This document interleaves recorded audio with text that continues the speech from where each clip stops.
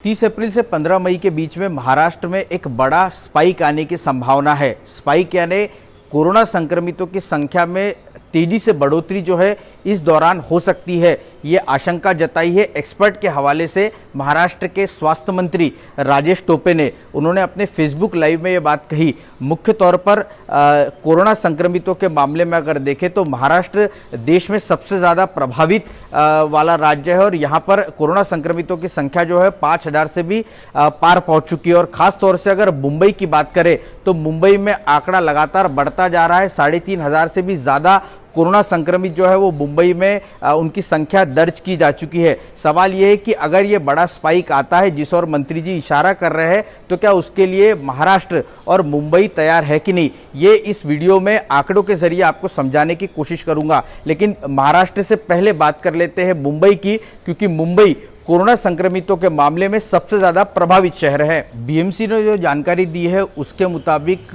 मुंबई में करीबन जो isolation bed dedicated Covid hospitals में फिलहाल बीएमसी ने तैयारी रखी है वो 2038 बेड की संख्या जो है वो बताई जा रही है। जबकि आईसीयू की अगर बात करें तो 149 आईसीयू उपलब्ध है और वेंटिलेटर है 102। लेकिन पहले अगर बात करते हैं कि आइसोलेशन बेड की जो संख्या 2038 बताई है उसमें 48% बेड जो है वो ऑक्यूपाइड किए हुए हैं, जबकि 52% खाली है। इसी तरह 149 जो आईसीयू की क्षमता है उसमें से 56% पर मरीज मौजूद है, जबकि 44% खाली है। इसी तरह वेंटिलेटर जो 102 है उसमें 25% का इस्तेमाल हो रहा है, जबकि 75% जो है वो खाली है। कुल मिलाकर अगर आपको बताएं तो बीएमसी की ओर से ये कहा जा रहा है कि खास तौर से मुंबई में जो पेशेंट कोरोना संक्रमित पाए जा रहे हैं उसमें बड़ी संख्या जो है असिम्प्टोमेटिक पेशेंट की बड़े पैमाने पर दिख रही है।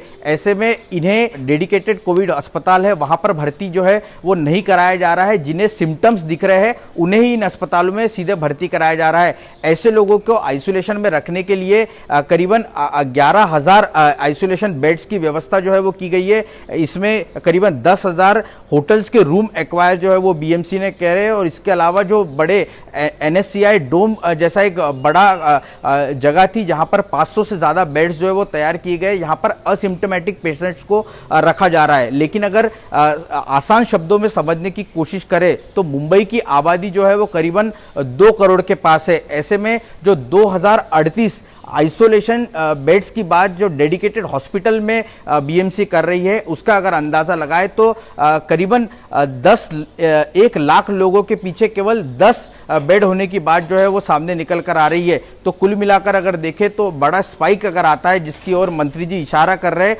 उसके लिए फिलहाल तो मुंबई इस बड़े झटके को झेलने के लिए तैयार तो नहीं दिख रही है। मुंबई के लिए एक चिंता बढ़ाने वाली ये बात ये भी है कि जो कोरोना का प्रकोप है मुंबई के स्लम इलाकों में तेजी से फैलता हुआ दिख रहा है। खासतौर से अगर बात करें तो धारावी, गोवंडी के अलावा भाईकला के इलाके में जो झोपड़पट्टी का इलाका है वहाँ पर भी तेज़ी से फैल रहा है। कलीना इलाके में जो झोपड़पट्टी है वहाँ पर भी तेज़ी से जो है संक्रमित लोगों की संख्या जो है यहाँ पर लगातार बढ़ती जा रही है। तो चिंता बीएमसी के लिए सबसे बड़ी है कि इन इलाकों में कैसे निपटा जाए।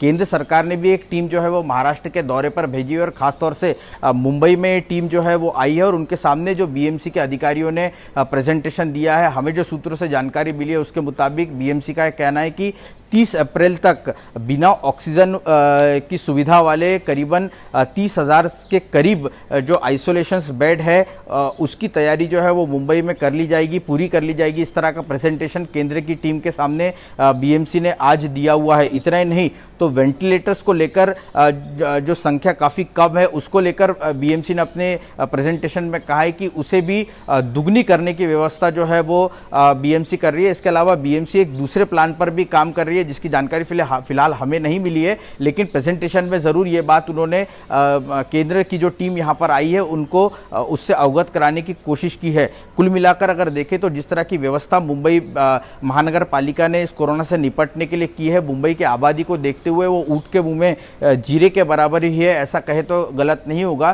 क्योंकि जिस तरह की आबादी मुंबई में देखने को मिलती है और जिस तरह की भीड़ यहाँ पर है उस हिसाब से तो जो डेडिकेटेड हॉस्पिटल्स कोविड-19 से निपटने के लिए तैयार की गए या वहाँ पर जो आइसोलेशन बेड्स की व्यवस्था है वो निश्चित तौर पर जिस हिसाब की फिलहाल परिस्थिति दिख रही है उससे निपटने के लिए तो नाकाफी दिख रहे हैं। मुंबई के अलावा अब बात करते हैं महाराष्ट्र की कुल जो कोरोना संक्रमितों की संख्या है वो 5,200 के पार भले ही हो गई हो, लेकिन अगर इसमें से मुंबई की संख्या को अलग कर दी जाए तो केवल 34% मरीज ही फिलहाल पूरे महाराष्ट्र में देखने को मिल रहे हैं। जो जानकारी राज्य सरकार की ओर से दी गई है उसके मुताबिक अगर बात करें तो डेडिकेटेड कोविड हॉस्पिटल की संख्या जो है पूरे महाराष्ट्र में 174 हॉस्पिटल जो है बनाए गए और इन अस्पताल में जो आइसोलेशन बेड्स की व्यवस्था की गई है वो है 17,412 और करीबन वेंटिलेटर जो है वो 1683 वेंटिलेटर जो है फिलहाल मौजूद है। लेकिन सरकार का ये कहना है कि महात्मा ज्योतिराव फुले जो योजना महाराष्ट्र सरकार चलाती है प्राइवेट अस्पताल के साथ, जो एम्पैनल्ड अस्पताल है उनकी अगर संख्या को जोड़ लिया जाए तो आइसोलेशन बेड की संख्या जो है वो और ज़्यादा हो सकती है और वेंटिलेटर करीबन 3,000 के करीब वेंटिलेटर जो है वो सरकार को फिलहाल उनके पास अवेलेबल है। अगर कोई बड़ी स्पाइक महाराष्ट्र में आती है तो उसका सामना करने के लिए इतने संसाधन जो है वो महाराष्ट्र सरकार के पास मौजूद है। और भी सरकार दूसरे प्लान्स पर काम कर रही है, जैसे दूसरे तरीके से वेंटिलेटर्स जो है वो लेना, उसके टेंडर्स भी फ्लोट कर दिए गए और आने वाले 1-2 दिनों में उसकी सप्लाई भी जो है हो जाएगी। इस तरह की जानकारी भी सरकारी अधिकारी जो है वो देते हुए दिख रहे हैं। कुल मिलाकर अगर देखें तो पूरे महाराष्ट्र की अगर बात करें तो मुंबई के अलावा सबसे ज़्यादा अगर संक्रमित जो इलाके हैं वो पुणे, नागपुर और ठाणे जैसे ज़िले सबसे ज़्यादा प्रभावित जो है वो देखने को मिल रहे हैं। और यहाँ पर ख़ास तौर से ध्यान सरकार को देने की ज़रूरत है, क्योंकि महाराष्ट्र के 10 ऐसे ज़िले हैं जहाँ पर अब तक कोरोना का संक्रमण जो है वो देखा नहीं गया है। तो ये 10 ज़िलों को अगर छोड़ भी दिया जाए तो अगर इन 3-4 ज़िलों पर फोकस करके अगर काम किया जाता है और कोई बड़ा स्पाइक आता है और यहाँ पर अगर व्यवस्था ठीक होती है तो उससे निपटने में सरकार जरूर यहाँ पर कामयाब हो सकती है। इस बीच महाराष्ट्र के मुख्यमंत्री उद्धव ठाकरे ने केंद्र सरकार को एक पत्र लिखकर गुजारिश की है कि जो अप्रवासी मजदूर महाराष्ट्र के अलग अलग इलाकों में राहत शिविरों में फिलहाल रुके हुए हैं वो लॉकडाउन की वजह से अब अपने घर वालों से दूर रहना जो है उन पर भारी पड़ रहा है। लिहाजा जो केंद्र की एक्सपर्ट टीम और अलग अलग एक्सपर्ट जिस और इशारा कर रहे हैं कि 30 अप्रैल से 15 मई के बीच में एक बड़ा स्पाइक आ सकता है, यानी संक्रमितों की संख्या महाराष्ट्र में बढ़ सकती है। लिहाजा इन मजदूरों को अपने घर पहुंचाने के लिए केंद्र सरकार जो है वो इस ओर विचार करे, इस आशय का एक पत्र जो है वो उद्धव ठाकरे ने केंद्र सरकार को लिख दिया है। इस बीच महाराष्ट्र के पूर्व मुख्यमंत्री और बीजेपी नेता देवेंद्र फडणवीस ने उद्धव ठाकरे को पत्र लिखकर कहा है कि महाराष्ट्र में कोरोना संक्रमितों की जांच जो है वो ठीक से नहीं हो रही है।